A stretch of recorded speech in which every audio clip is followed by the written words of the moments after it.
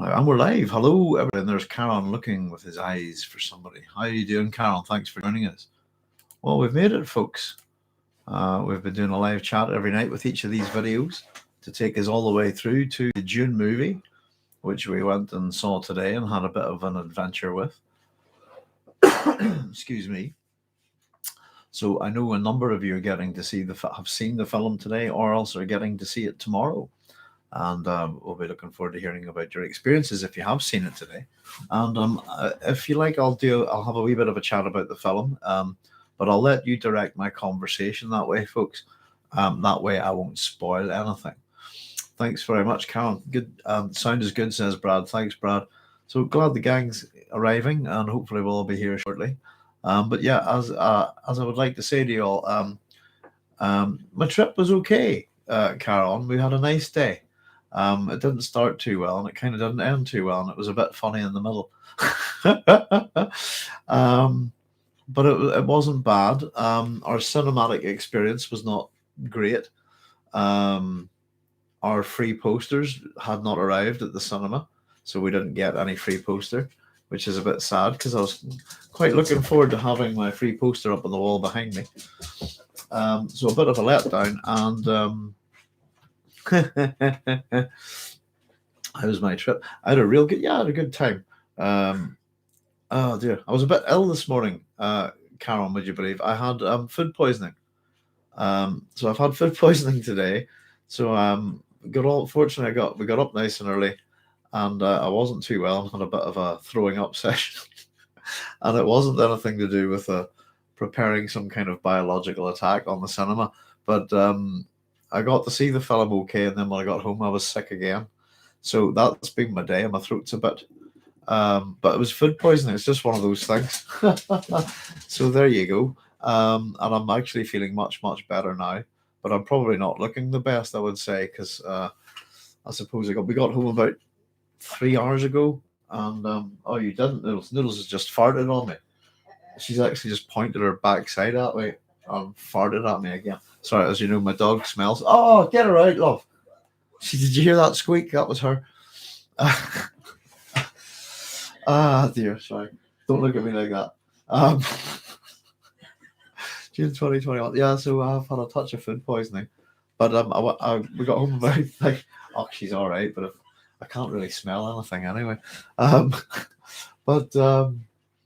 Yeah, so just a touch of food poisoning, and unfortunately our freebies weren't there at the cinema, and the screen wasn't brilliant, to be honest with you. But we watched the film, and we had a nice day out. As I said, I haven't been out of the house really much, myself and the wife, for a long time. So we stopped and got a bit of food on the way home, which I then brought up once I got home. So I got about an hour's. I went and had an hour's lie down about 3 hours ago, and I'm feeling much better. But I am feeling a bit but it's not really from the cold. I was going, yay, pretty much. I think I'm getting over this cold, and then I have a bit of one of those days, you know. So there we go. So that and just to say, Babs, hello, thanks for joining us, Babs. And so who we've got Karen, we've got Brad, we've got Babs, and we've got Ether Prime, and we're at the A, B, B, C. Are you still in your blues sequence, Ether? You know. So yeah, it was a nice day, folks. And I just want to say, by the way, just before we get going, just thank you very much, all of you, for popping in, contributing to these things, giving us your comments and your ideas, and interacting with me. And it's made it a really pleasurable experience. We've done 31 of these, I think, in a row. So, and I've never done this before, so it's all the deep end, as they say, and I've really enjoyed it. But thank you all so much for your contribution, and it's been great. It's helped improve this work, I think, and these comments kind of will get to go with that work, you know. So there we go. So yes, food poisoning sucks, says Babs. I agree. I got nailed by eggs a few weeks ago. 3 days of nausea and icky tummy. Not the best, I suppose. I was just kind of more worried that it would ruin the film, or that I would be sick during the film, if you see what I mean. So I'm kind of glad it didn't.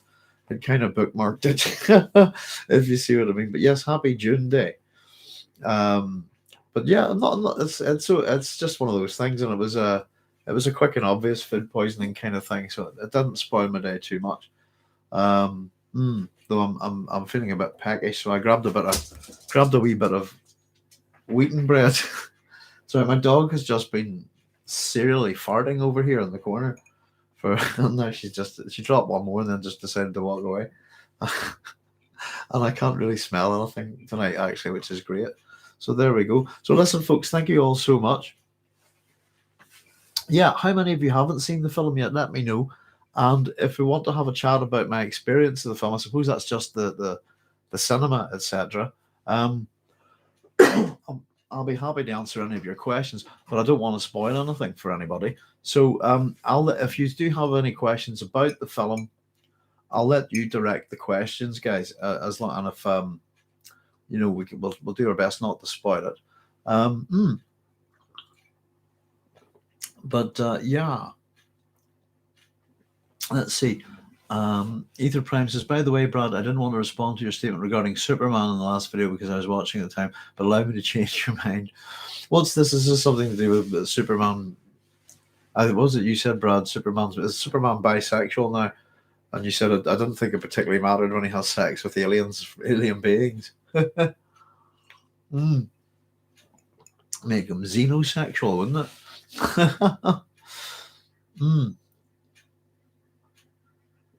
Karen says, how do you like what happens before even the studio logos showed up? Yeah, there's something thing with sound. I'm trying to remember actually what it was. Karen, you've seen it 4 times now. Brad saying, me, I have over a month before it's released here, but I don't care about the spoilers here. And Ether saying he hasn't seen it yet. There's Keith. Hi, Keith. I have not seen it. I've read the book many times. What's the spoil? Okay. Dolls Duncan dies saying it. So never seen that one coming. I'm in the same boat as Keith. Yeah, okay, guys, no worries. If you do have any questions about the film, fire away. I'll tell you what, if you want, I'll jump in, but I'll quickly just say that what you watched tonight then was just the conclusions to the PhD. Kind of say whenever we start the PhD, we're going to say, "Oh, I'm going to set out and do this." Kind of the conclusions is kind of showing you that I have kind of set out and done it, I suppose. And the few recommendations for further study were basically about what didn't go into the PhD. So if you do have any questions about that, let me know. But in terms of the film, oh goodness, ladies, behave. Sorry, got girl fight going on. Out you go. That's a good girl. Thank you, love. Sorry, dogs are being a bit frisky today. Strange loud voice subtitle, dreams or messages from the deep. That was it. Yes, Carol, thank you. Just that kind of little boo kind of wee thing, just a wee thing to play with noise. I like how it makes the audience shut up instantly from how sudden it is. Yeah, it had that kind of effect. Yeah, we had a quite reasonably empty theatre, guys. We had about 50 people. Based on our kind of research yesterday, we knew we had as of the point we went to sleep, we knew there were about 40 people booked into the theatre. So there you go. I will say there were some parts of the film. I'm going to say this, based on my experience of seeing it on a normal cinema screen, and we went to the Belfast Odeon in the Victoria Centre, and there were parts of the film that were just really, really blurry, particularly at some parts in the desert, and it didn't look that good. And there are also parts in the cinema where we went from darkness to extreme brightness, which was quite harsh on the eyes. Excuse me. So I don't think we got a good screen to see it on, to be honest with you. I think we had quite a poor visual experience of the film compared to what other people are telling us, that the hype of the IMAX. It felt letterboxed very badly, that we were not seeing stuff, and kind of also that we knew we weren't seeing stuff because we have seen that extended frame, if you like, on the on the advertising and promotion. So the one thing I would say to you is, based on our experience, try your best to see it in IMAX, because there were parts of and again, I don't know if it's the cinema screen there. The cinema we went to see it in is in a reasonably modern building. It's quite a new building in Belfast. So I'll tell you what, I'll get a few comments in, but I'll tell you this much: my wife knows a fair bit about Dune, but has never read it and hasn't seen any other version of it. So my wife went to it as let's just say Joe Public, an interested moviegoer, and she hated it. So she found it very boring. She pretty much said that she had no idea what was going on. Felt that there was very little depth to any of the characters. Um, yeah, so she didn't enjoy it at all, and that as a not as a June, just as a cinema goer. So we watched. I sort of get her to watch things that are out of her kind of comfort zone. So we did watch The Green Knight a couple of weeks back, and she really enjoyed that. And we were thinking about how good that would have been on the cinema screen. So, but don't blame her for that. As I said, I do imagine that the IMAX experience would be far superior to what we watched today. Um, and wow, the price of a cinema ticket. So, Caron, just to say to you, trips 3, 2, 3, and 4 will not be to the cinema, my friend. About the next time I watch June will be on a TV screen that I can re-aspect the ratio, if you like. Re-aspect the ratio, change the aspect ratio on it, hopefully to get a better sense of the film. So yeah, the screen wasn't great at all, folks. I'm really sorry. I don't know what to think about the film. I'm in two minds about it, and I've tried my best. I went in with an open mind. So I'm still processing it a bit at the minute. I'll tell you what. I'll read through a few of your comments and see if. But if you do have any particular questions, I know we've got a few here. So let's see how we go. Ether Prime says regarding the Son of Superman is because of trademarking reasons. DC is especially scummy when it comes to paying the creators of Superman's estates. They've been trying to change Superman. Ah, right. Oh, okay. Yeah, I thought Superman's been going through lots of changes over the years. I think, but I suppose the old question with Superman is how does he have sex at all with his super sperm? Keith Cobb saying, "How faithful to the book was it?" Right, Keith. In reasonably faithful to the book, pretty faithful to the process of the narrative. In terms of a couple of things, not so faithful to the book. I'd argue the ecological message is mostly lost. I think some characters are really underused. Um,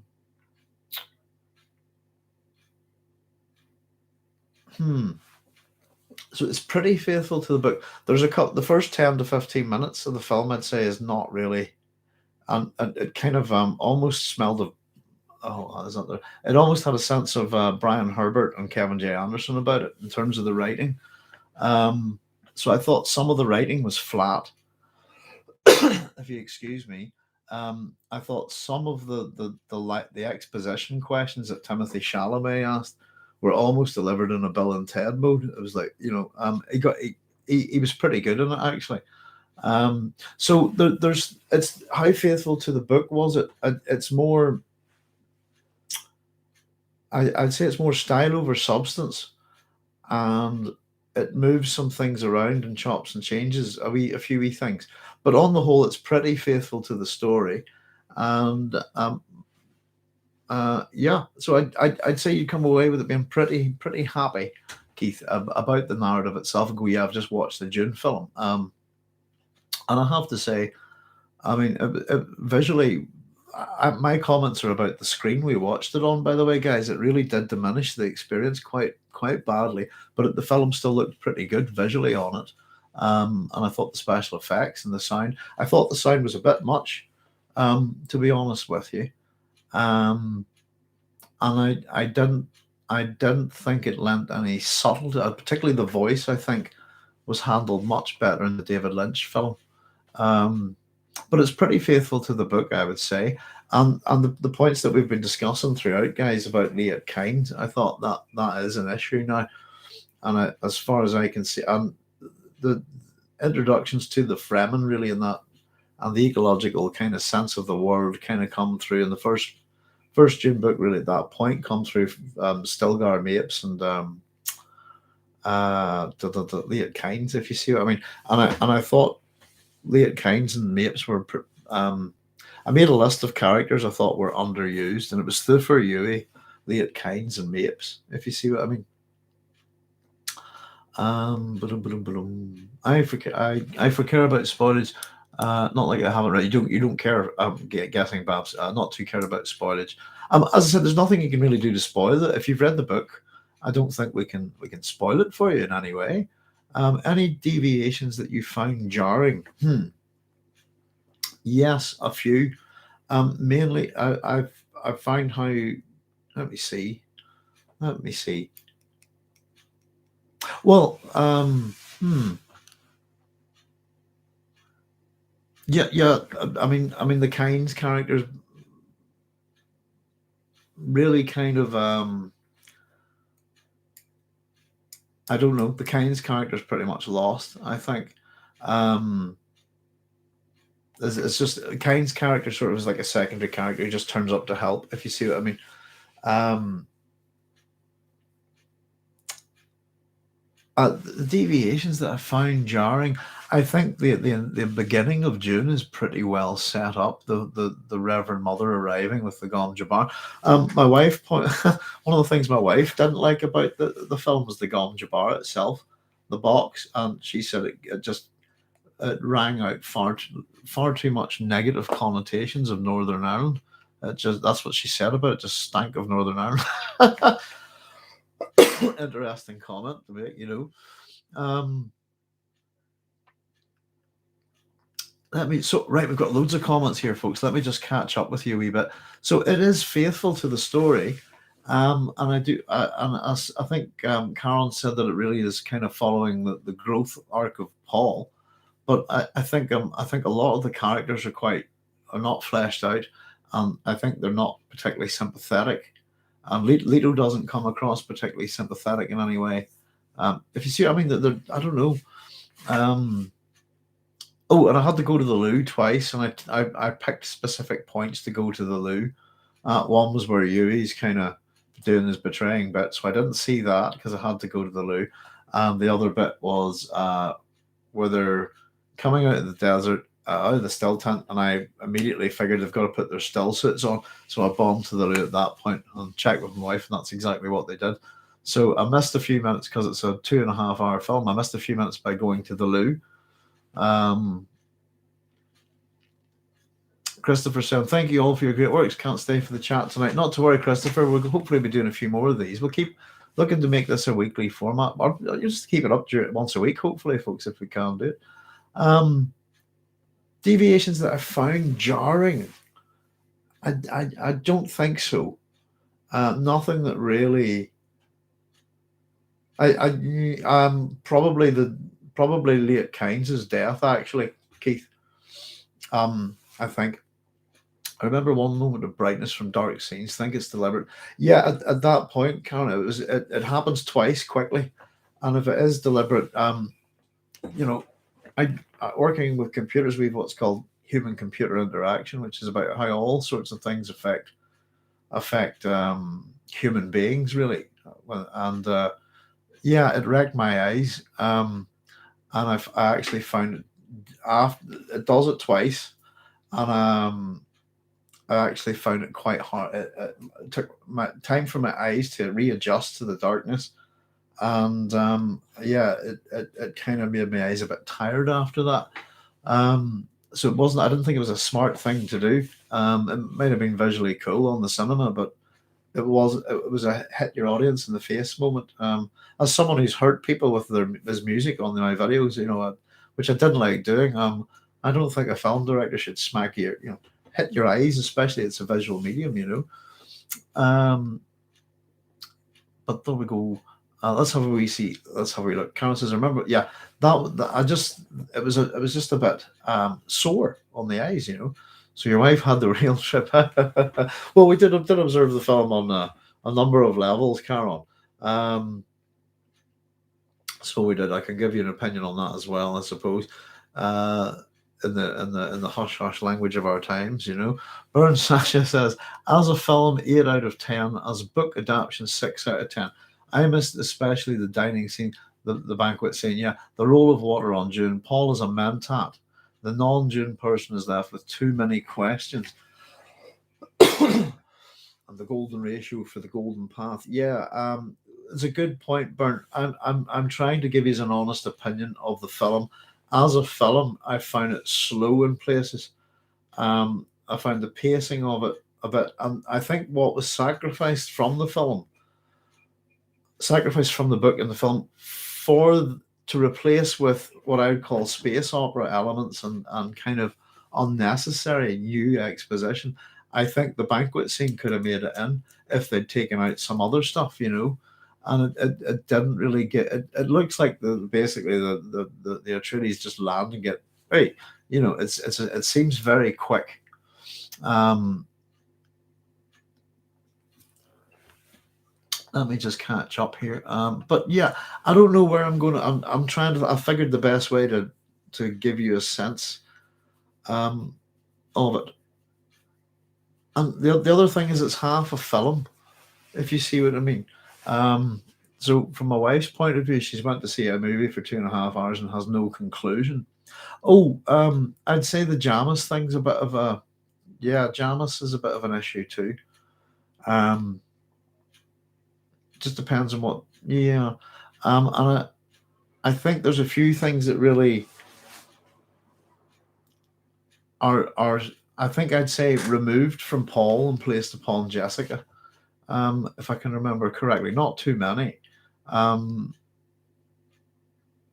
but I don't know. Yeah, as a film, I'd say probably seven. I'm maybe 7 out of 10. As a book adaptation, I'm probably with you. Maybe a 5 out of 10.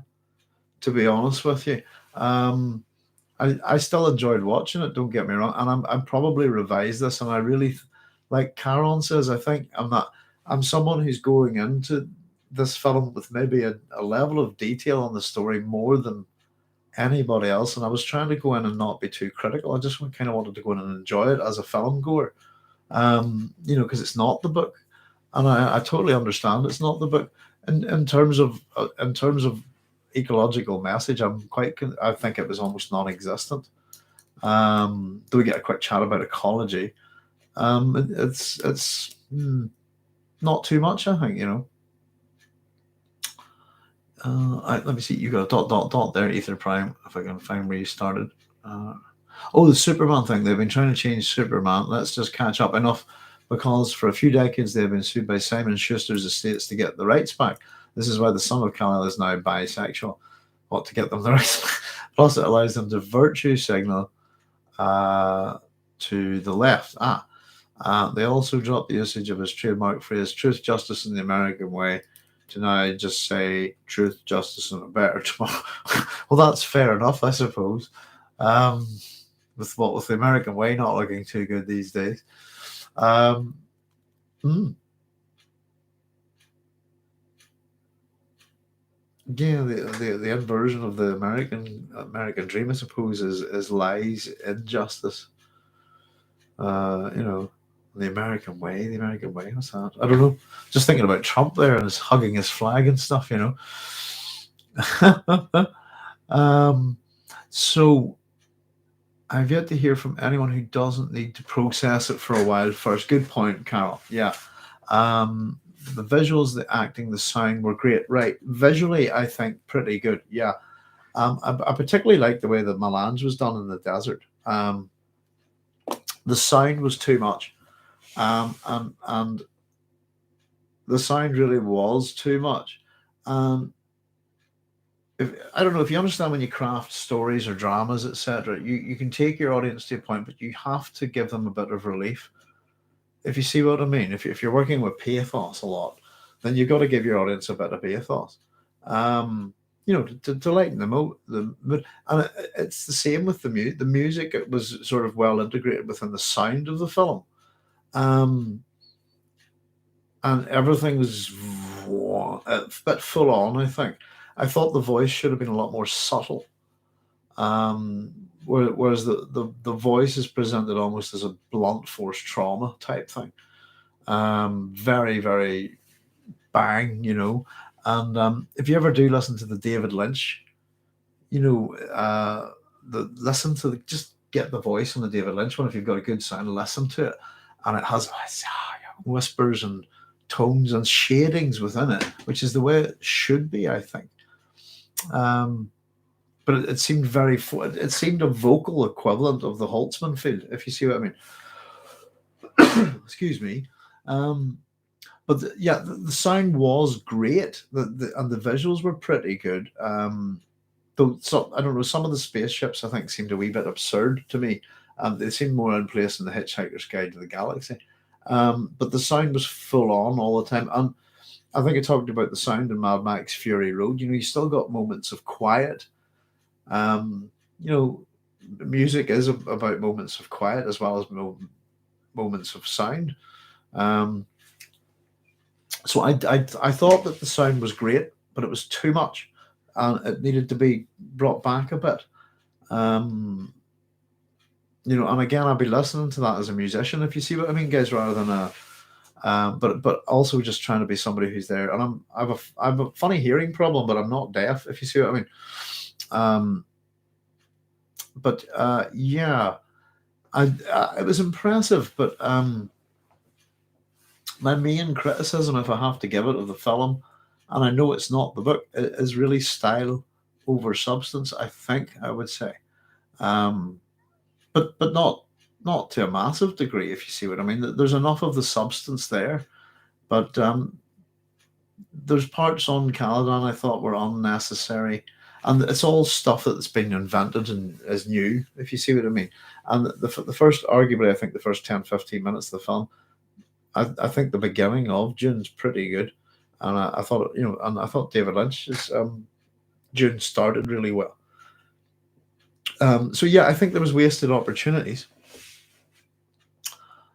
but it's an impressive thing to look at. But at the same time, you know, Dune is a substance heavy thing, and it has an intellect about it, as I think I've put before, and I felt certainly that some of its messages, particularly the ecological message, has been dialed down. Uh, hmm, I think it's a really important message too. But we that can, somebody was saying that, can that be carried on in the second film? Can it be brought in heavily in the second film? Yes, no problem. Really, through Stilgar and through Paul and the, you know, the Fremen as agents of ecological change. So that might be okay. It might be, again, we have to see part two. It's half a film, really. Excuse me. Karen says, yes, plenty of characters feel quite reduced. It focuses on Paul's perspective for part one. Yeah, I thought both mentats were just a wee quick, it's a mentat, and we don't even we'll create a visual. There you go. That's what a mentat does. I thought both mentats were badly underused. Yui was underused so much that because I went to the toilet during Yui's scene, I hardly saw him in the film at all. Liet Kynes' character is presented almost more as an how would we put it, an imperial citizen who's gone native, maybe, and is more of an adventurer than really. And their role as a judge of the changes slightly has been changed a wee bit, I think. Um, so, and because of that, I mean, Sharon Duncan Brewster's pretty good in the film, in the kinds that we have in the film, um, and her ending is not. Put it this way, we were talking, right, here you go, guys. We were talking about the problem with gender swapping this character, and the attempt to, was it some sort of woke feminism or something like that. But we there's a this character supposed to be killed by the planet, um, particularly for Herbert. Herbert got loads of Herbert's own words about how Kynes dies, why they die, why Kynes dies that way, what Kynes represents. And instead of being killed by the planet, arguably now made Kynes into a woman and have her killed by a giant phallic symbol. So I think the feminist own goal there is absolute cracker. Bang, shoot yourself in the foot. um, But there we go. So my no my Janus issue. Let me sorry. I'll just catch up with that, Karen. I've got to fall back a wee bit. Oh goodness, right? Okay, I've got a lot to catching up to do, guys. Let's see. But the sound wasn't loud enough. It was pretty loud. At least Clifford should be fine though since he comes back. Yes. And again, Peter de Vries, just very quickly, and I suppose all of the Baron's dodgy sexuality is gone, so we don't get a sense of the Baron's either homosexuality or paedophilic lusting after Paul. So he's presented just as a villain, and his sexuality's got nothing to do with his villainy.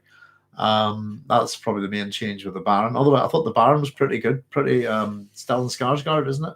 I thought he was really good, and I thought, yeah, this I'd like to see more of the Baron, I suppose. Right, let's catch him up. But yeah, Randomity says, "Hello, Randomity. Hello, everyone. Going to watch the movie in about 20 minutes on HBO Max, providing their servers don't crash." Yeah, I really wish I could see it on TV now. I'd happily watch it again right now in the comfort of my own home with a toilet that's easily gone to. I hope you enjoy it, Randomity. At least you can pause it and run to the loo. I bring back intermissions in films. I don't think you should be allowed to produce a film over 2 hours in length without an intermission, where you've got time to go to the loo and buy an ice cream or something. But it's just human biology, I think. Brad Rose says, I can understand dropping the American way of Superman is supposed to be Nietzsche's Übermensch nationalism as a crutch. It's funny, actually. I live in a country where we've got nationalists and unionists, Brad, and the unionists are just nationalists to somebody else's nation. It's very funny. Nationalism, just an attachment to where you're born. So we got a Superman thread there running, guys, just in case it's confusing anybody. Just catching up with your comments. So we've been talking a wee bit about the film.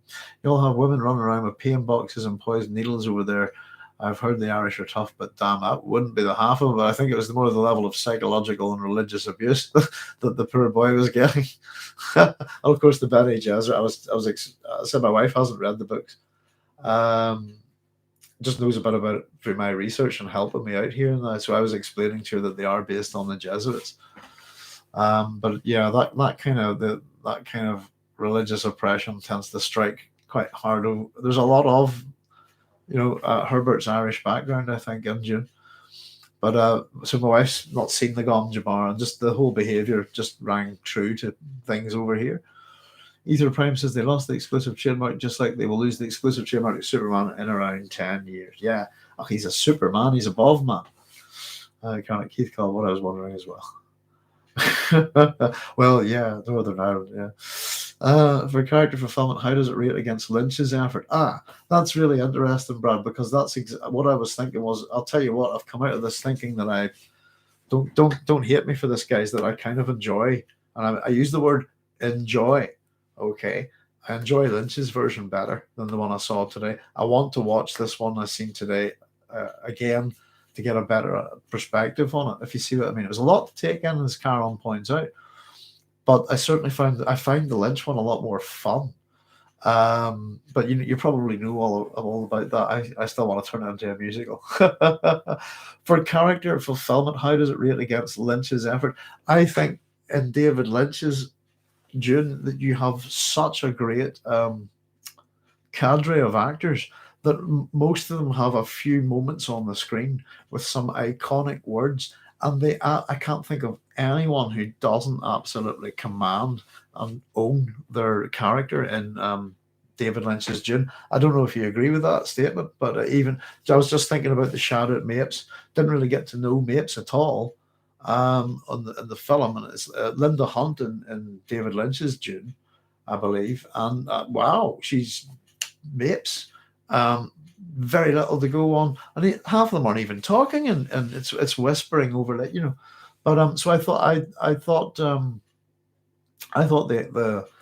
the character acting in David Lynch's Dune, and they're all trying to give it that sense of the operatic, the larger than life, and I find I I think almost every single actor in David Lynch's Dune is iconic in what they do in Dune. Does that make sense? Especially all these years later. Um, and I still I might be getting her name wrong. Let me check this actress's name, to be honest with you, because I think I might. Is it I think it's Shan. Is it Shan Lloyd? Hang on. June. That's Shan Phillips. I can't remember. Right. Let's see what her name is. Uh, it's so bad that I'm such a good actress too as well. Shan Phillips. It's Shan Phillips. Sorry, I think we've a weather meteorologist on the TV called Shan Lloyd. I think that's who I'm mixing it up with. Shan Phillips is the Reverend Mother. Gaius Helen Moham in David Lynch's Dune is incredible. Um, just wow, it's a performance of a lifetime. I think she's just brilliant in it. Hmm, I thought, yeah, I'll add the Reverend Mother Gaius Helen Moham to my list of underused characters. I think one of the most impressive characters in Dune, actually, for the little that she appears in it. Um, so there we go. So for character fulfillment, how does it rate against David Lynch's Dune, Lynch's effort? Um, I think we have many characters diminished for the benefit of Jessica and Paul. I think, if you see what I mean. Um, you get a different meaning, but yeah, I think what you got on David Lynch's each character was a really good.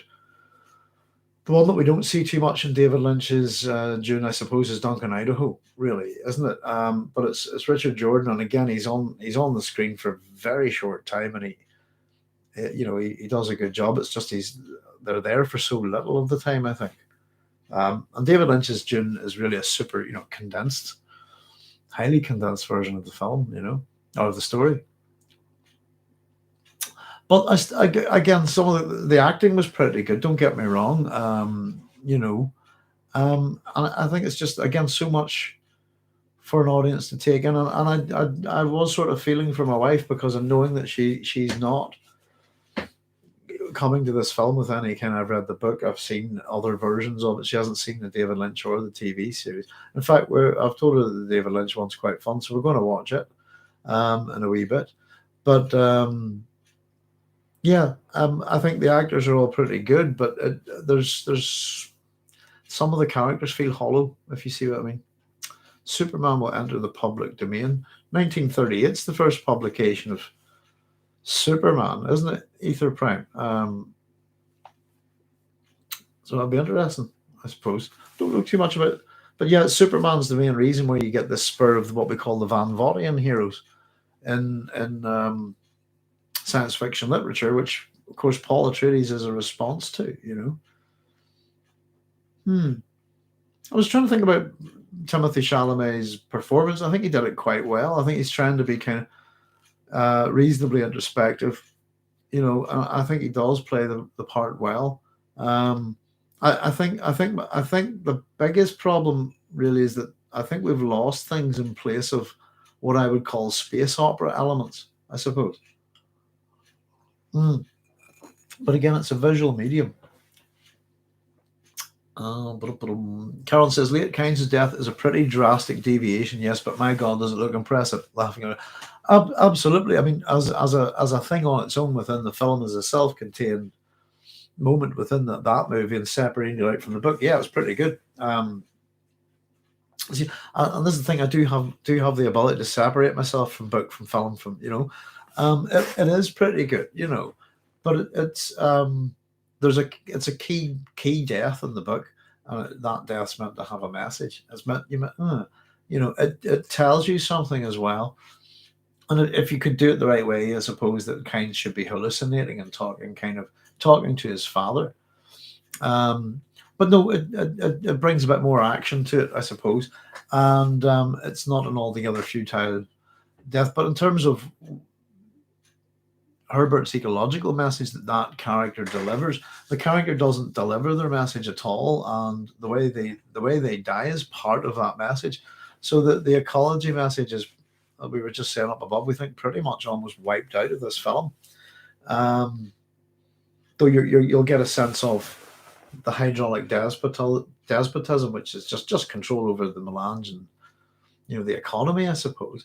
And it does flesh out the Dune universe a bit better. Again, in that sense, it is good to look at and go, there's the guild and so on. But it's kind of in snapshot, if you like, different worlds, I suppose. But that's the way the book works. But yeah, David Segovia says, good afternoon to everyone. Good afternoon, David. It's good evening here, just before 11 o'clock at night here. But how are you doing, David? Thanks for joining us. If you've got any questions on tonight's video or just anything, I suppose, because tonight's video, my own video, was the conclusion. So it covered the whole, that's it, we're wrapped up. And if anybody has any questions about that, but we're also having a natter about the film and just sort of giving my 10 cents worth. Everybody's kind of agreed here, David, that we're not too worried about spoilers. So, but I said I'm happy for everybody to direct questions at me. So I try not to give anything away that nobody wants to hear, really. So excuse me. So if you have got any questions, fire away. Ether's saying, however, they're trying to market these changes as a left virtue signal while trying to rebrand their own original version of Superman. Anyway, hope that helps you better understand the duplicitous nature of mega corporations and their hollow virtues. The Jamis issue. Right, okay. Goodness, we've got a fair bit to catch up with tonight, Cal. The Jamis issue that they fight in still suits or what? No. It's entirely to do with Jamis's character and what Jamis represents and what Jamis's death represents. And I didn't think we got to see enough of. We didn't get to see enough of Jamis as belligerence, and he's meant to be this. He's meant to represent, I suppose, untamed male aggression in youth, if you see what I mean. But of course, we got the Amtal rule, the sense of myth, I suppose, with Jamis, which is also linked to Mapes. So both the characters that come to test the myth, if you see what I mean. I think both of them could have been used more. So yeah, Jamis is meant to be, and we see Jamis used in a different way in the visions in the film. The visions aren't always obvious, I suppose, whenever they're happening, Finn says, finished on the Superman thing. Bob saying, oh my God, my ISP is killing me here. It keeps buffering. Oh dear. Buffering's a thing of the past. Probably not, actually. Karen says, ecological message lost. I get that. Feels like the main message it's working towards is one about the dangers of leaders. I agree. And of the three main themes, I suppose my work's looked at it. The first one is really about evolution. And we have this evolved hero. But at that point, yeah, it does look like it's going to run with the dangerous hero, the messianic hero, and the dangers of that, I suppose. That's going to be our main theme with this, I think.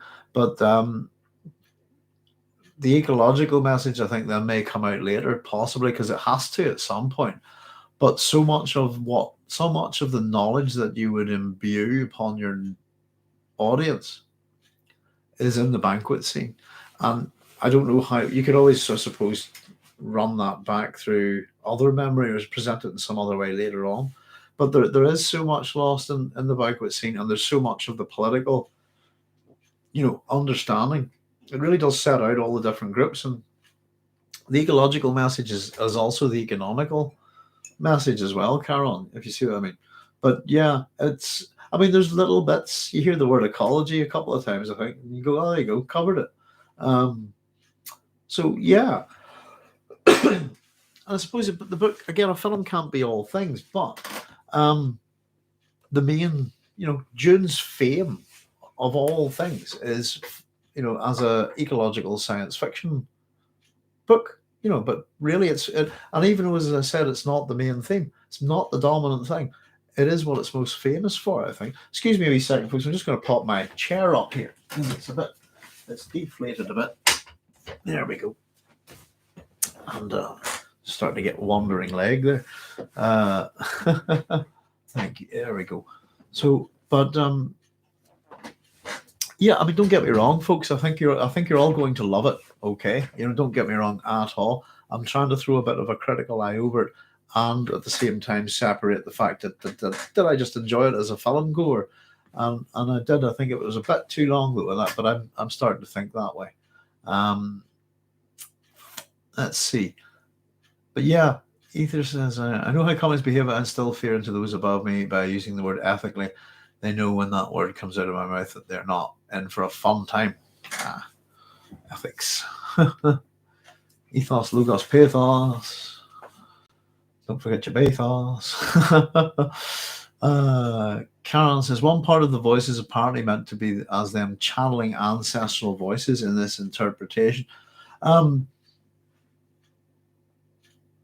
saying, is it true that there's no music on the soundtrack? No, there's music all right on it. But it seems that I got a sense that the music's integrated a lot with the sound effects. If you see what I mean, there's not music's non-stop almost. Brad, it's a bit full on, to be honest. I see what you mean, Karen, about the. I always thought I must have a look at it, but I got a sense that the voice is, was it tone, subtlety, shading? It's meant to be, and that there is power within it, but it's meant to be. I don't know, metal fist inside a velvet glove type thing, if you see what I mean. And yeah, Burns saying there, Burns, hi Burn, the voice in Lynch's film is my number one. I think the voice in Lynch's film is much better, and I think you're probably going to get a point where Danny Villeneuve has probably had to look at the Lynch for what he knows the Lynch version, but he's probably going, I can't do that way because it's been. You see what I mean? So rather, because if I was going to do the voice, that's what I would have done it the Lynch way too. It should be like that, I think. So I think he's maybe had to try and do something a bit different, you know. And yeah, you're about to, yeah, Karen. In regards to Mentats, to my shock, Danny Villeneuve himself yesterday made a video reply to one of my questions on Twitter, and he implies he wants to go into Mentats a bit more in part two. Yeah.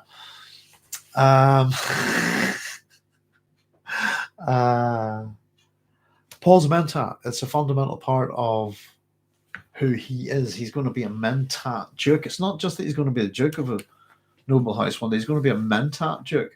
And it's part of him being the Kwisatz Haderach, I think, as well. So we don't, yeah, it's another thing that's kind of just, it's maybe just too much for us to handle that he's all these different things. So yes, indeed, the Mentat aspect of Paul's character. And the Mentats are shown as doing computations with a kind of quick roll of the eye, I think, you know. Brad saying death by, well, yeah, Brad, I didn't know how else to put it, I suppose, but death by phallic symbol, they screwed the pooch on that one. They did. If you actually just think about it in terms of feminism and what they're trying to do, I think it's hilarious. I think it's possibly one of the funniest own goals that a man could do for feminism, I think. If you analyze it, it's as simple as that. It's not harmful. It's just really funny and kind of stupid. But yeah, so you could argue that arguably Leah Kynes has turned into a woman so that she can be just killed by something that looks like a giant cock. The worms are an obvious phallic symbol, you know. Aye. So the whole I mean I'll be honest with you, I was going to write an episode on the Leah Kynes character and why gender swapping it. And I ended up just sort of really discussing it all here, you know, with you guys, but why gender swapping it was such a problem. And I says it only really matters in terms of if you want to keep Frank Herbert's ecological message, you know. But yeah, so the Mentat element of Paul's character is gone. I'll tell you something, by the way, Brad, if you want for a giggle. I was not allowed to put the word shit into my PhD, and it was a translation of a Greek word. By the way, I wasn't trying to put the word shit into my PhD just for a giggle, but they wouldn't let me. So I had to use some sort of euphemism. I don't know, but out of kind of slight revenge, I did manage to get a picture of a giant cock into my PhD. And they never noticed. It's not but you probably can't see it very well. Well, I suppose there's the god emperor. There's a few ones. There's looking like a phallic symbol. But I put in the Giger picture of the worm devouring. Let me see. There you go. Of all the pictures I could have put in my PhD on a worm, that's the one I went for. Which is one of the Giger ones, and of course it's a worm consuming. If you look at it, it's one of Giger's biomechanical penises. So they never noticed, but it's just a wee bit of fun for you folks. Let me just catch up with these comments. I was a bit worried about. We were discussing this on the way home. I was a bit worried about this having this chat because the wife didn't like the film at all, and I was kind of going, I don't know. If you see what I mean, I just don't know. What am I going to tell? Will I possibly get David lynched if I go back and go online and admit that at the minute I'm still liking the David Lynch one better? So I'm processing as we've said, and Karen pointed out we haven't really heard anybody talk about the Dune movie who isn't processing it. So I will give it a considered opinion at some point and try and do a proper review for it. But it's good to discuss it with you guys as well. And I know some of you haven't seen it. Some of you are about to see it, and I think a couple have. So, but as I said, we can't spoil the film for you in terms of if you know Dune, it can't be spoiled for you. It's just how much are you going to enjoy it, and how many of those elements of the book that you really love that are you going to see on the screen, and it will be the things that have been changed or altered that you'll go ping with, I suppose. But there's enough on it to make it very fresh and original looking in terms of science fiction. I think the sign was a bit much. I think I would enjoy it much better watching it on my TV in the sitting room, you know. But yeah, either Prime says, hearing this reinforces my stance on Denny as a director. He makes visually stunning movies, but his characters are often underutilized and underdeveloped. Well, I've seen Sicario now, and I watched. I hadn't seen many of Denis Villeneuve's films at all. So through you guys, I watched Arrival the other night, and I quite enjoyed it. I kind of had similar issues about its pacing, but it looked pretty good, you know. You can sort of see where it has a sort of sensibility that you could look down the road and see how some of that stuff is where he's ended up with it in June, if you like. But yeah, the soundtrack music by Zimmer is already posted here on YouTube. I've skimmed through it, quite non-Zimmer for my tastes. I'd say he's not big. I have movies soundtrack CDs, but nothing by Hans Zimmer, I think. But again, I've got sort of old-fashioned tastes, you know. Keith Singh, I thought Richard Jordan owned it as Idaho. He had quiet nobility that stuck with me despite his limited screen time. Agree very much, Keith. Didn't know much of his work at the time, but yeah, Richard Jordan, and I think he died quite young, didn't he? I think he was going to be a big star. I think. Well, I think he was a big star. Do you know what I mean? But he was. I think his career was in its ascendance at the time. Burns Nash says it's okay to focus on some core issues, but if you drop the ecology in Dune for fluff, yeah. And I'm going to say that again. You didn't really see too much of Dune itself. I think, to be honest with you, not as much as I would have thought you would have seen in the first film. And as I said, Bern, there is some ecological stuff there. It's almost like a buzzword. I'm going to mention the word ecology, but it's very yeah. I think there's enough at the beginning of the film that's irrelevant. That call it 10, 15 minutes. I think you could have worked your way through the banquet scene rightly. Maybe even a cut down version of the banquet scene, you know, well sculpted. You could have done it in 10 to 15 minutes. It could have presented a much, you know, something. Part of me actually was thinking, why aren't all these minor characters in this? Where are all the minor characters? I was actually really thinking, is this because of COVID? Genuinely, is this why we're not seeing X, Y, and Z in this? You know, I was thinking that there's no fleshing out of peoples, if you like. Yeah, you don't get a sense of any sort of only just Atreides troops, really, that kind of thing around Arrakeen. Arrakeen looked more like a, I don't know, yeah, it kind of had elements of like buildings with like heat shields, I suppose. Didn't really look like a desert city, I think. Um, but yeah, I'm not too sure. I really saw very little of the ecological message there. And it is Kynes that really, as I said, Kynes, Stilgar later on. I mean, Stilgar, I think we see enough of Stilgar that there's one very. Oh, folks, right. I suppose you're all aware of the spitting scene and what giving water means to a Fremen. Well, that kind of wasn't kind of well, it sort of was and it wasn't. It just ended up with a lot of people spitting on the screen, and my wife was going, "What? What are they doing?" And the spitting scene was quite funny. It reminded me on something. I once upon a time I was up in Edinburgh to go to the Edinburgh Festival, and I think is it there's a stone, is it the Heart of Midlothian, I think they call it, and people spit on it quite quite badly actually, and somebody just came up and went like that, and I thought they were nearly had them by that.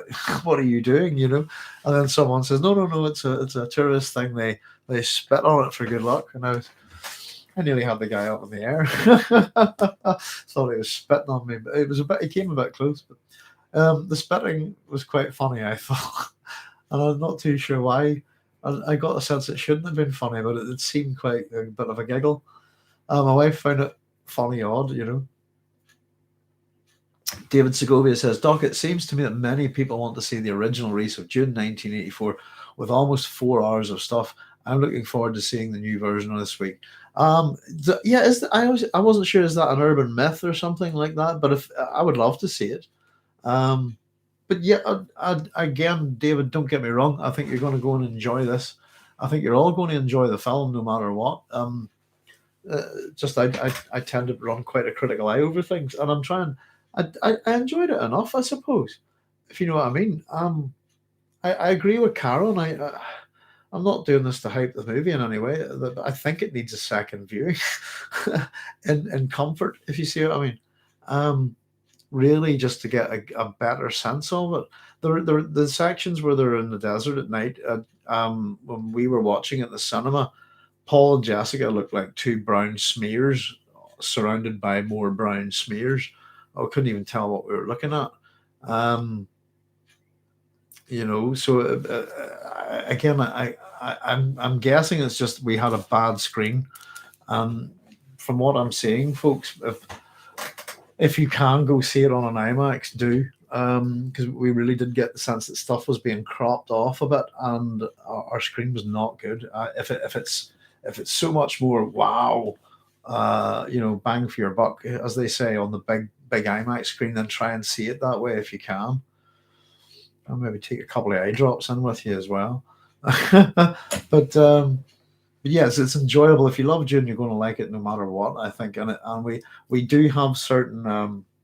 We're used to the David Lynch version of Dune, and we're used to the, maybe if we've seen it, the miniseries. So it's sometimes it's about trying to get your wee preconceptions out of your way and know that they're going to have to handle it differently. But it depends on, as you say, it's a balance if you're approaching something. And as we talked about, it does attempt to see, let's shoe in modern day, themes and values, and remove the author's original message. I think that you've gone down the wrong road. So I'd argue it's maybe definitely it's very faithful to Frank Herbert's Dune series, but I don't think you could put Frank Herbert's Dune above the title, if you see what I mean. You could call it Denis Villeneuve's Dune, but it's not. It's enough of Frank's work there. But the ecology thing is huge, massive, huge, vast, and impressive within Dune, and it's fluff, as Burton puts it. But yeah, I think that would be cool, David. I keep arguing that the sense of the opera within the operatic sense of the David Lynch's Dune, that we could do a wee bit of cutting and editing with the sound. I think you could make it a very entertaining and fully immersive musical version of David Lynch's Dune. I think it'd be great, and you can definitely get good songs out of some of those iconic phrases. Patrick Stewart sings "You Young Pup," that kind of thing. Sorry, I'm being a bit absurd now. Um, yeah, and yes, enjoyed the film on a visual level as well. Love the original score of David Lynch's Dune, says Ether. Yeah, that's what I was saying to the wife as we come out of the picture. We don't even have a catchy theme tune to, the dun dun dun dun. It's very iconic again.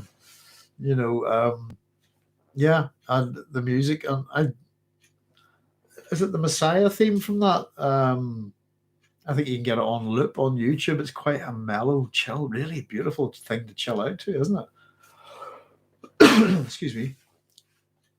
Babs at David. Early on, I got the impression that choosing Zimmer was a popularity over substance thing. Hmm. I think Hans Zimmer should have included the main theme and then updated or adapted it in some new, fresh way instead of going a completely new direction. Bob says Zimmer's name is as big as Williams these days. Getting him is quite a score, pun intended. That would have been nice. That total guitar riff when they riding the worms. Yes, absolutely. Saying that, guys, the music at the start of our videos, and it's actually the same piece of music that's at the end of it. And once upon a time, I got a comment that why did I pick this piece of music? And if you don't know, that the music is actually our Happy Shrapnel's version of Fortunate Son. It's our own instrumental, if you like. I was going to a lot of people commented that was a rubbish piece of music to pick for June, and I thought it was perfect. Fortunate Son, Paul Atreides. But I was considering cutting elements of David Lynch's June to our song to kind of show you kind of the dum dum dum dum dum. The drums at the start is meant to be the drum sound, and I was going to have him exploding out with Stevie's solo on a giant worm and stuff. I might do that for a bit of fun. Turn it into a pop video. Goodness, I've got loads to catch up on, folks. Let's see. Do live chats piled way ahead of me. Goodness gracious. But yeah, if old fashioned wise movie composers, the people that I would have liked to have done that kind of thing would have been like Basil Polidorus, or of course, what's his name? His name slipped my mind. The chap that did Star Trek 2 and Krull and so on. James Horner. They're kind of my ideal kind of movie composers. I know he passed away. But yeah, I could have done with something anthemic, I thought. Raiding the Worm is classical. Absolutely. My main surprise in the new movie that doesn't mention Paul being a mentat at all. That's why I kept wondering if it's entirely dropped or really something still coming. Yeah, it's a big point, I think. It's also kind of partly to do with the underuse of Thufir, really, because if Paul's a mentat, and he's going to learn from Thufir, but there's those engagements with Thufir, I suppose. Chuk, Peter, and Paul are all mentats in the first half. Yeah. Chuk is with the smart. We haven't seen Esmer Chuk at all, did we? Didn't see him at all. That's correct. He's with the smugglers. And I said, in general, I thought all the mentats were highly underused. And again, if you think about that, what's going on at the start, the whole ceremony of handing over all of this and all of that, it's just unnecessary. Even to the point where they say, why is this? This is unnecessary in the film. I thought it was a bit of being a bit meta there, Chris now says, I've only seen the trailer of the new movie, but I like both versions of the voice. Maybe combining both effects would be ideal.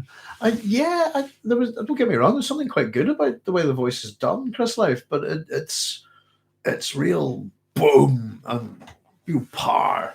And I do love the subtlety. If you remember listening to it, the voice kind of lingers on in the David Lynch version after the person stopped speaking. You get a sense of the words kind of coiling around their ear or something.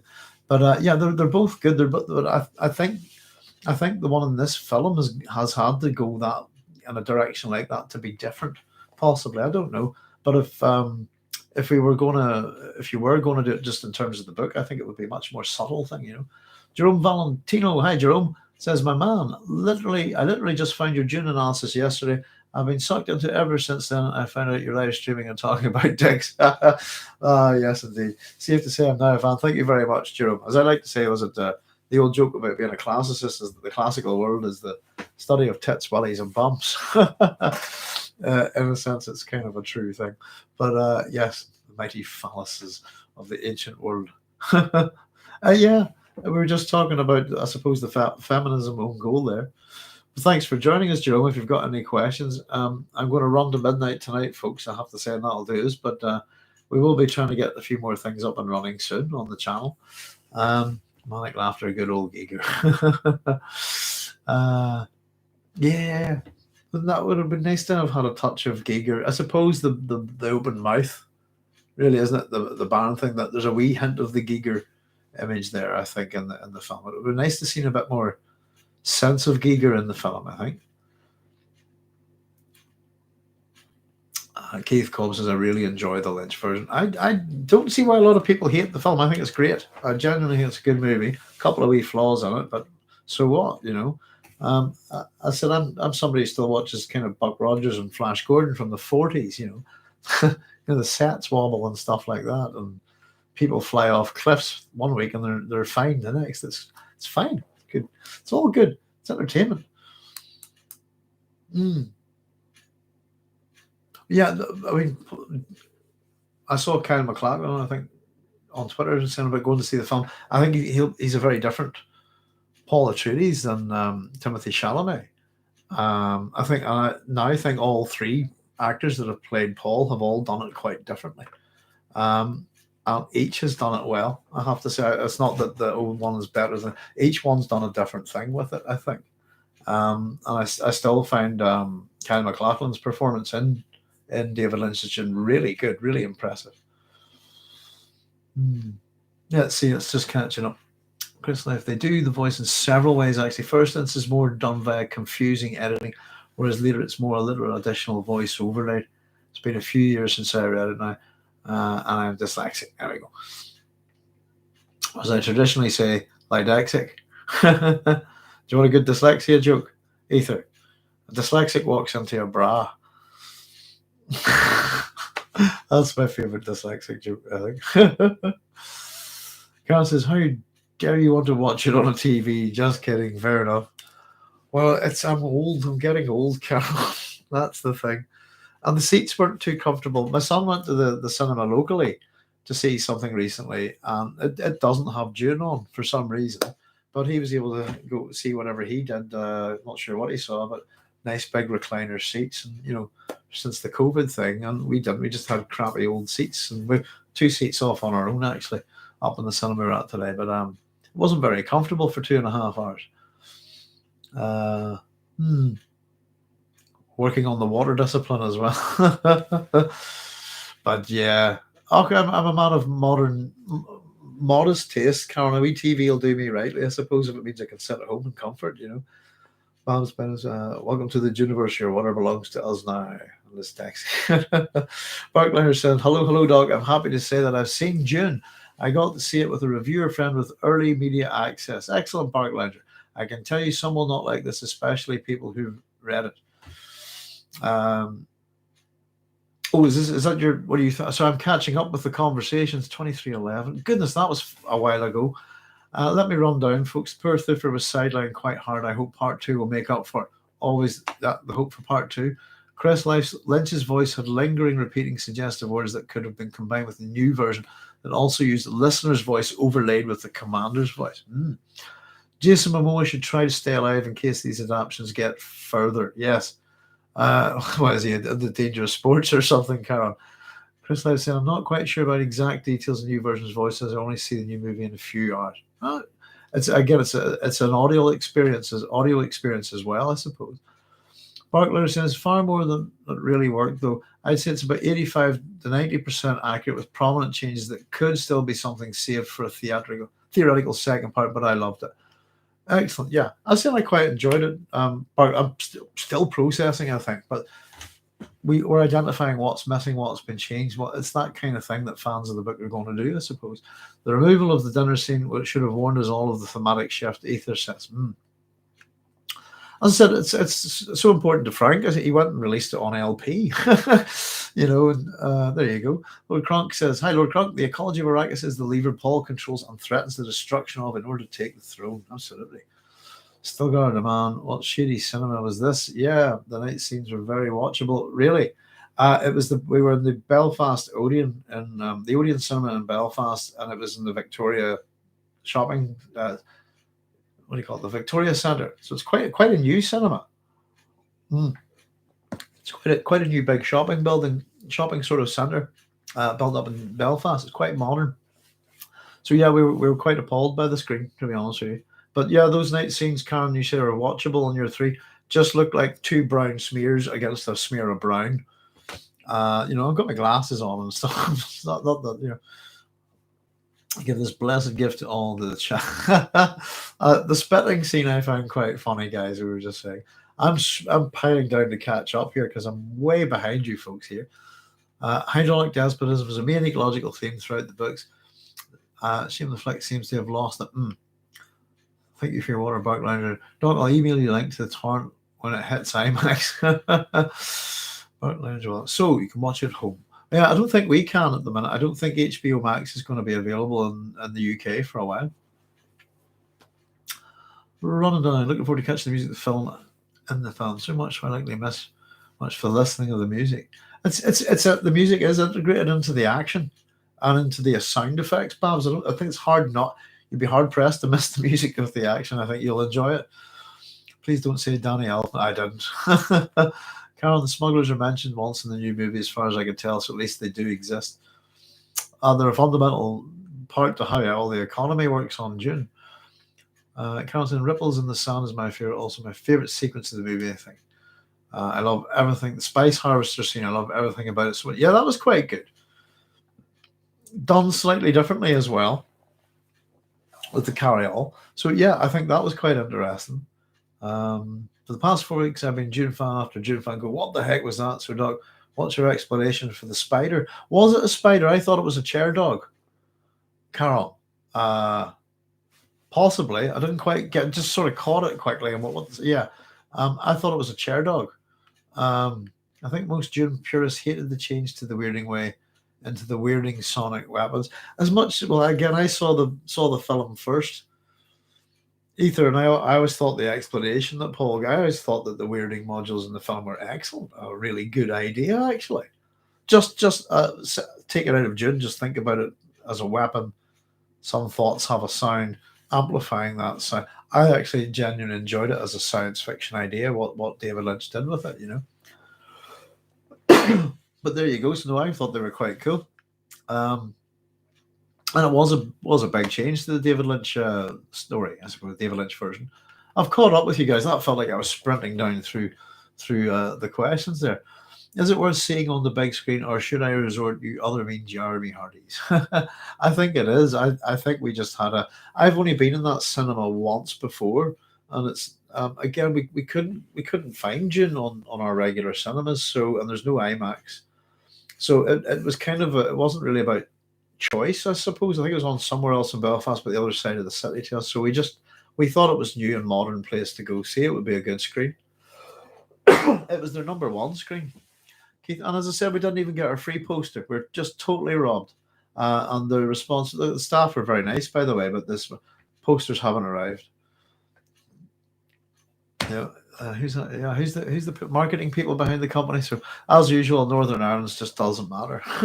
We don't count. We're second class scum. All for the love of a free poster, eh? I think it is. From what we've been saying, guys, our cinema experience was not a great one, and we pretty much came home understanding that. We wanted you to know that. So we're sort of saying that if we had seen it on a better screen today, I think we would have been a lot happier with it. So if you can see it on the IMAX, definitely do so rather than a regular cinema, if it's possible. Duncan is a Gola, so maybe he'll be reincarnated in another Gola body. Not sure how that will work. Oh, I think you'll get the actor back. I think If they're going to run with it, I think he's well invested in it. I think Jason Momoa, you know, that's the whole point, is that they get us. I did like the las guns, actually. I thought they were quite interesting. The way that they were used in the film. So yeah, there's little aspects of the movie that you haven't quite seen before from the book. There are things that will go, yeah. I don't know what anybody thinks about the spider. What you're talking about, the spider thing. My guess was I didn't. I thought it was a chair dog. I'm sure there's a clue to that in the book. I seem to recall that somewhere. I'm not sure which book it is. Brad says, out of all the people here, I would better be the last one to see it, or I'll be disappointed with it. I think you're. I think you're in a good position, Brad. Actually, I think there'll be a lot of people looking to you for your opinion at some point. So we'll do one of these live casts whenever Brad has seen it, so that we can bring everybody back together and actually have a chat where we've all seen it. I think that would be nice. We could maybe, Brad, if it's okay for you, what do you think? Would I organise it for the 3rd of December, possibly? If you let me know what day you're going to see Dune on, we'll arrange for a try and do a live broadcast that whenever suits you, that we can all pop on, I suppose, and let me know. But yeah, I mean, it was all about trying to get to the cinema, Karen, wasn't it? And either prime talk, I meant taking to the high seas. Yeah, well, yeah, that is a way of seeing films, internationally on board planes and stuff. I don't know, but my last time seeing a film at sea was crushingly disappointing.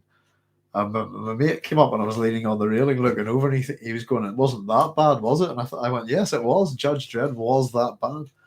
And he says, "You're not thinking of throwing yourself over?" Not at all, but it was that bad. It was enjoying the sea and thinking how much better it was to look at the sea than to look at the Sylvester Stallone version of Judge Dredd, But yeah, definitely it should be seen on a big screen, I think, folks. And if you can get it to the IMAX, I imagine there were scenes in it. There was a particular scene with Jessica. I thought that she'd absolutely been looked letterbox, that she was, the scale of her on the screen didn't seem right, and I got the sense that there should be more around her, if you see what I mean. But I keep forgetting that there are people who haven't seen yet, so we're not saying anything related to the overall film. There are changes that will be prepared. Yeah, Bark Lounger, we were just saying that I was kind of letting people direct the conversation tonight, but everybody seems to be reasonably happy that they've read the book. It's kind of hard to spoil. It's more about what's in and what's not. And of course, we don't have a complete film to give a full. We've got a part one, so it's hard to give a full sense of it. And I think almost I'd been talking about this, but I kind of felt a sense of duty of going to see the film. But it would have almost been nicer to watch part one and part two back to back, I think. It may be possible for some people to do that down the road. Hmm.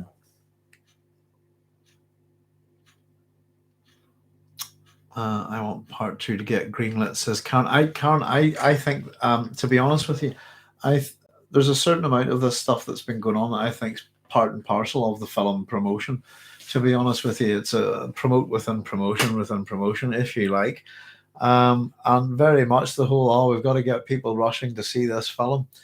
I think it's partly accounting for, I'd say, a large amount of people going to see this film over and over again. I'd say a number of them are doing it out of love, and a number of them are trying to do it to make sure that the second film gets made. I'd say that's not necessary unless it absolutely bombed. I think that there was a possibility of that with COVID, but I think you wouldn't invest that kind of. I don't know. Maybe I'm just different, but I wouldn't invest that kind of money without some kind of insurance, especially when I don't have a second part. So I'd figured that they'd always had a plan B, and that it's not like Denis Villeneuve, some rogue filmmaker who is just going to go off and do his thing and spend money and not produce something. Those kind of films don't really, he's going about his business pretty well. He knows his craft. So I actually, from the point where he said it's going to be two halves, I never doubted, to be honest with you. I think it's part of a publicity game. And and if they're doing plans within plans within plans, maybe they've learned a trick or two from Dune. Not about ecology, anyway.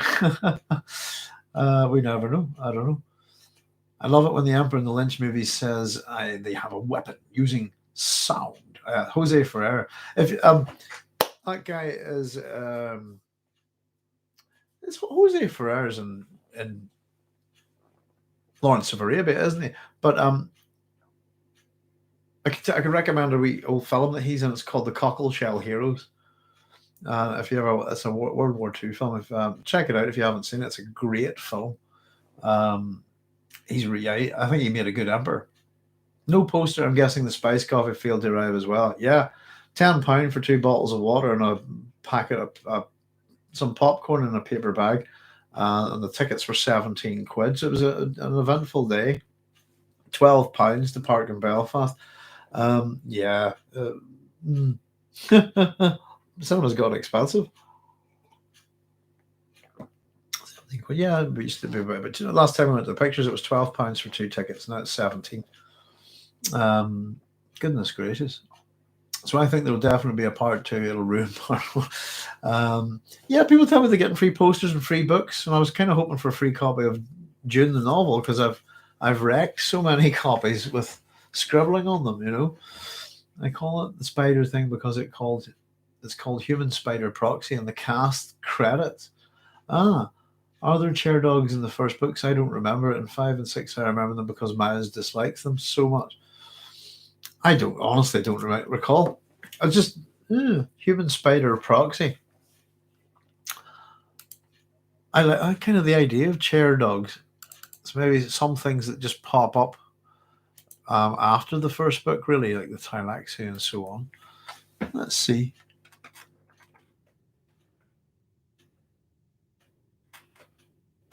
No.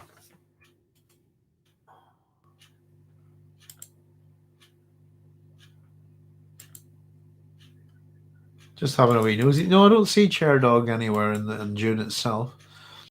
But there's a Spencer chair. Empty chair, ping pong. But yeah, I don't see much of.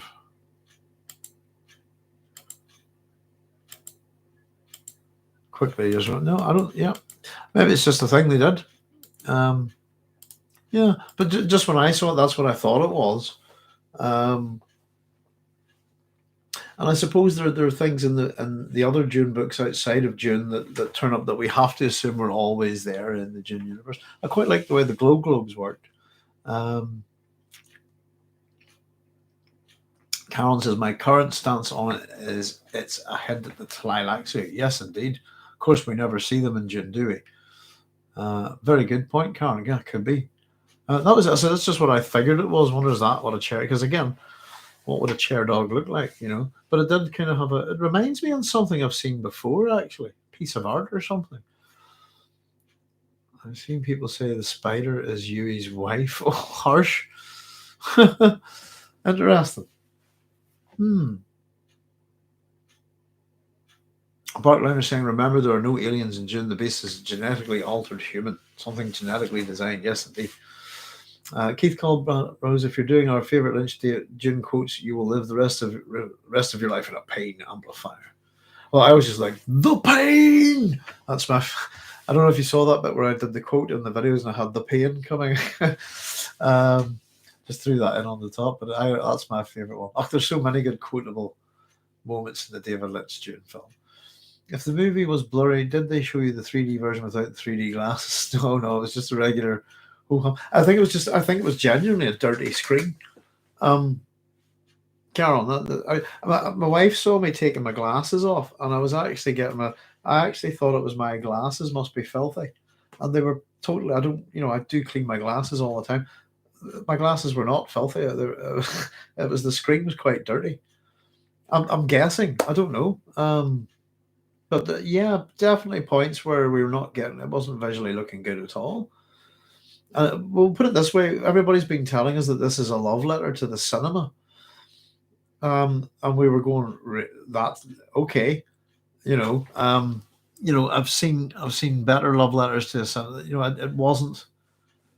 I don't know. I think I genuinely have to say this, guys. I don't think my opinion's valid here because I genuinely think it was the screen that we saw it on that was a bit crap. So when I'm talking about this, I genuinely think it's not going to be anybody, unless you go to the same rubbish cinema that we did, it's not going to be your experience. So go see it in a good cinema, and I think it's just I'm looking at, yeah, I'm wondering maybe it'll turn up in the local cinema. Maybe I'll get a chance to look at it on a different screen. But as I said, it was a bit of a trip for us to get there, and neither of us are particularly well at the minute, unfortunately. So it was nice to get out. Really, we did enjoy that, just the whole aspect of that day, of the day. Da-da-da-da-da-da. It's the same time start for the live stream, and 3rd of December for you works for me. It'll be the Saturday the 4th. Well, I'll have a go and I'll write that down pretty much, because we'll be keeping an eye on that date anyway. So we'll try and do one on the 3rd of December, Brad.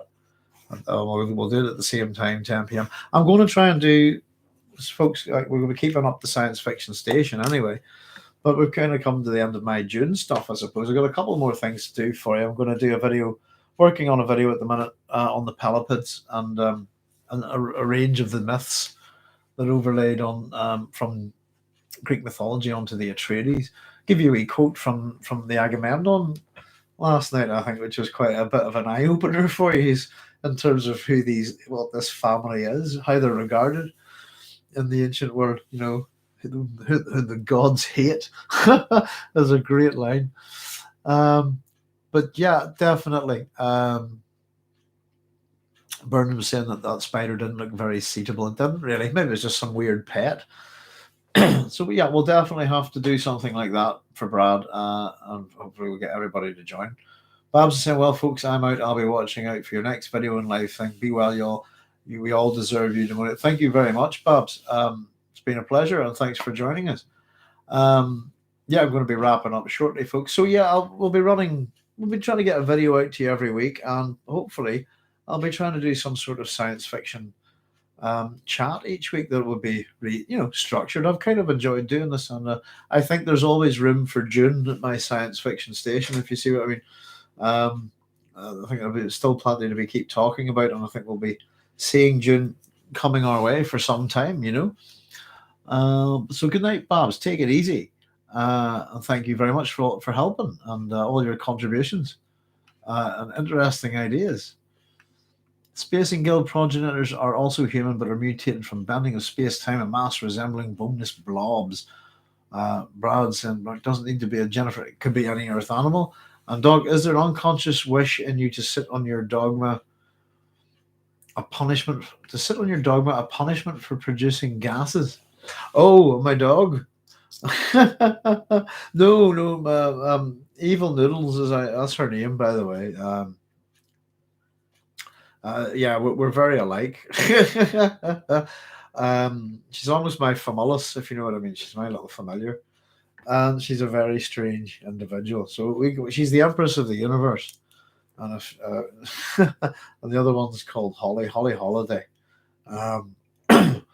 But yeah, she doesn't fart too often. Actually, the other dog farts all the time. The big dog farts left, right, and center, and waits till you're walking up the stairs so that she can fart in your face. But Noodles is I don't fart very often. I'm a small dog, but I'm incredibly, incredibly, incredibly vile in my smells.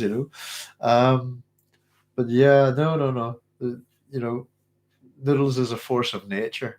I nearly called my little Noodles, my dog. I nearly called her Layla, as in the dog from Greek mythology, because like a hurricane. But Noodles, she was originally called Poppy and didn't suit her. But Noodles, she wriggles a lot, and Pop Noodles. And then she became Evil Noodles, and they kind of quite a harsh nature when she's young. She ate my handbrake off my car. She's a puppy. All sorts of things like that. Ate the wife's phone, and so on and so on. But yeah, her it's just been the last couple of nights she's been just coming in here and farting, and you saw me the other night. And I've got a cold. I've had a cold, so it was kind of some nights I can breathe okay, and other nights I can't really smell anything. And I managed to just take it the other night and nearly choked on it. It was horrendous. I got you, but I know it was the dog, But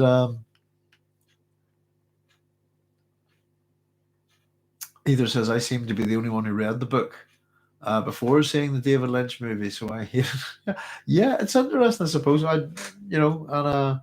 I studied science fiction literature, and we didn't go near Dune at all. It's the whole point of it. So it was not till I was about 25 or 26, I think. But I must have seen the film when I was about 11 or 12. And I didn't really get the film the first time I saw it, but I kind of liked it, if you know what I mean. And I think the second time I watched the film, I absolutely loved it. And I've always enjoyed the Dune movie, very much so. Hmm. Yeah, Ethan, I was going to say, if you have the book fresh in your head, the movie will throw you off. I still really enjoyed this, though. I think it's a good start for a series with plenty of surprises. How'd you like the thought there? Ah, Brad was, is there any way I can send you a private message through YouTube just so we can confirm how things look for that date after I purchase tickets? Brad, send me my email's up there on the station. It's science fiction station at gmail.com. Send me an email. If you don't mind, that's no worries at all. About saying yes, either I was going to see if I've just finished the book Mark Lounger, so it was pretty fresh in my head, and I was glad that I did. Um, but I'm still I didn't dislike it. I didn't hate it. I'm still trying to process it. And I said I'll try and put together my thoughts and feelings on it. But it is there's the more and more you think about it, there's little things. But it was a pretty good version of the book. And when we consider Dune one of these unfilmable books, I think it was pretty good. But there's more style where we could have had more substance, I think. And in particular, if we look at the environmental situation at the minute, then June should be this is the film that should be delivering this kind of message. How do you like the Thopters? We and the wife both talked about that, Karen. Is that they don't look like ornithopters to me, and they look like dragonflies or something, the insects. So the clue's in the name. They should fly like birds. So I thought they were impressive. Um, but I don't think they were ornithopters. Is there somewhere? Oh yeah. So yeah, Brad, if you need to send me, anybody needs to contact me. The science fiction station at gmail.com address is up on the YouTube channel. Ornithopter. Bark Lounger. My German Shepherd farted after eating pancakes and syrup and it smelled like burning rubber. My nose is permanently do not feed dogs pancakes. No, our dog Holly, they both like cheese and one of them's lactose intolerant. Doc, once again, thank you for your time and much appreciated. You're more than welcome, Brad. Thank you very much for all of you for joining me. Ether said my 6-year-old daughter, who is petite, ripped one that nearly killed me the other day. And the ornithopters were awesome. They are very impressive, I have to say. I don't think you can technically use that word with them. I ended up getting wallpaper for my office once upon a time, and I had all the ornithos, and I was trying to figure out what's going on in this. It has ornithomancy, ornithology, blah blah blah, and I was looking at it, and then there's butterflies, and I put it together: birds, butterflies. And the wallpaper is one of those ones where everything's in Latin, and you should be very careful what you buy if you're reading different languages. Turned out they were all waltzes. But there we go. Yes, like Carol saying at Lily Crickelius, I threw a fit when the navigators folded space instead of navigator. Welcome to the live stream. Very good, guys. The fart guys are going. Oh, I missed the comment from Lily. There's Lily. I was wondering because I just said, right, sorry, Lily, I'll back up a wee bit here. And the ornithopters were awesome. Lily Cricelius, if I'm pronouncing that correctly, Lily. Hi, Lily, by the way. Thanks for joining us. When I first saw the David Lynch movie, I was okay with it until I saw the weirding modules. That ruined the rest of the movie for me. Oh, I still thought they were pretty cool. And I actually the way they create action and even the way they watch they have recoil. I kind of enjoyed it as an invention, I suppose, but I didn't know as again when I first saw the film, I didn't know that I was none the wiser. And it's interesting. As my wife went to see this tonight, not knowing the book at all, and she is none the wiser. I suppose, and I did say to her, I totally get it. From her point of view, the film ends halfway, and she's going to have to wait to see part 2 to get what happens. And she's kind of suggested that she doesn't want to see part 2. Sadly enough, there we go. I also didn't like the order scenes by introducing the Emperor before Paul or the Baron made the Baron seem like a disgusting buffoon. Yeah, and I actually quite even the narration at the start, you know, um, by Irulan, I think is pretty good. There's a lot to like about the David Lynch Dune film. I think a lot to like about it. I still think and I think it could have been fixed. I think the problems with it, you could take that into a post production studio today, fix some stuff in it. Do a wee bit of post production work and re release it. Make if he had any, I don't know if he has any footage for it, but re release it. And make it the way he wanted it to. What was the thing he did recently with the was it what about Jack or something? Um,